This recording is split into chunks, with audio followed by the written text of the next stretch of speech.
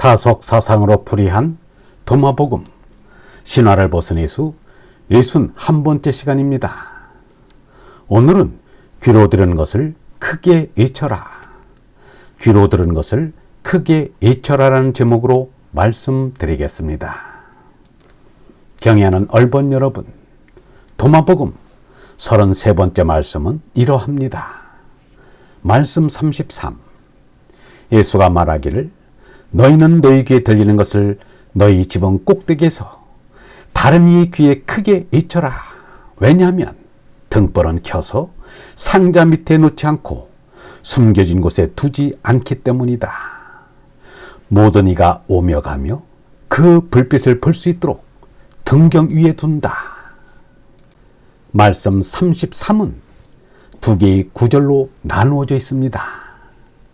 지붕 꼭대기에서 크게 외쳐라는 첫 번째 구절은 루가복음 12장 3절 너희가 어두운 곳에서 말한 것은 모두 밝은 데서 들릴 것이며 골방에서 귀에 대고 속삭인 것은 지붕 위에서 선포될 것이다 와 관련이 있고, 두 번째 구절인 등불은 숨겨진 곳에 두지 않는다는 말씀은 루가복음 11장 33절에 등불을 켜서 숨겨두거나 뒷박으로 덮어두는 사람은 없다. 누구나 등경 위에 얹어둔다. 그래야 방 안에 들어오는 사람들이 그 빛을 볼 수 있지 않겠느냐. 이것과 연관성이 있습니다. 이 두 구절이 루가복음에서는 나누어져 있는데 도마복음에서는 하나로 묶여 있습니다. 도마복음에서는 다른 이의 귀에 대고 크게 외치라고 했고, 루가복음에서는 속삭이라 하였습니다. 그러나 그 결과는 다를 것이 없습니다. 들을 귀 있는 자만이 그 말귀를 알아듣기 때문입니다. 여러 사람 앞에서는 외치게 되고 몇 사람 앞에서는 속삭이게 됩니다. 물론 하나님께서는 어뢰의 나라가 저절로 이루어지도록 해주시지만 모름지기 사람은 각자가 그 나라에 이르도록 힘써야 합니다.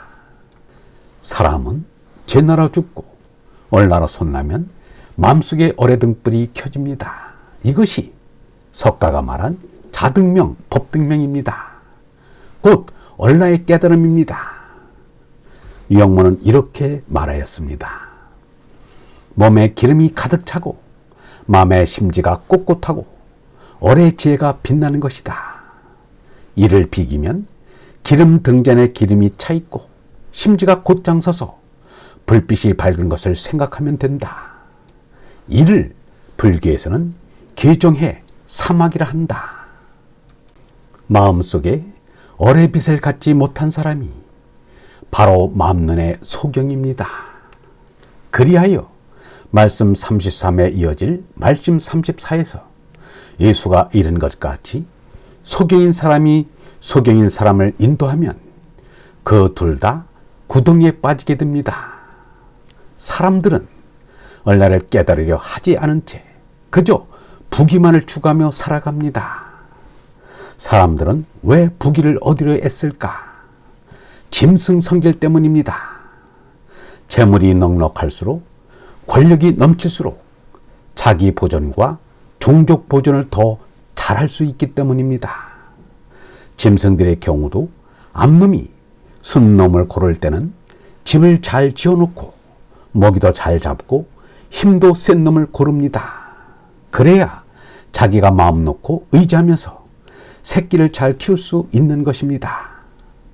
부귀를 가진 영웅들에게 많은 예인이 몰려드는 것도 같은 이치입니다. 그래서 장자는 물질과 더불어 서로 싸우거나 서로 물크러져 망한다라고 하였습니다. 오성으로 재난은 죽고 얼나를 깨달은 이는 옛날이나 이제나 얼나를 세상에 알리는 것을 삶의 목적으로 삼습니다. 얼나가 이성으로 나타나면 말씀이 되고 감성으로 나타나면 사랑이 됩니다. 얼나라 손난이는 하느님의 말씀과 사랑으로 참나인 하나님의 계심을 증거합니다. 성인의 성자는 하느님의 말씀을 듣는 바른 귀와 하나님의 말씀을 전하는 바른 입을 가진다는 희 문자입니다. 그리하여 하나님 말씀을 듣고 하나님의 말씀을 전하는 이를 성자라 합니다. 예수와 석가야말로 참 성자입니다. 그들은 말씀 33에 나온 표현대로 하나님의 말씀을 귀로 들은 다음 무사람들이 귀에 큰 소리로 외쳤습니다. 그들은 목숨을 걸고 생애를 바쳐 그 일을 하였습니다. 유영모는 하느님의 증인이 된 사실을 이렇게 고백하였습니다.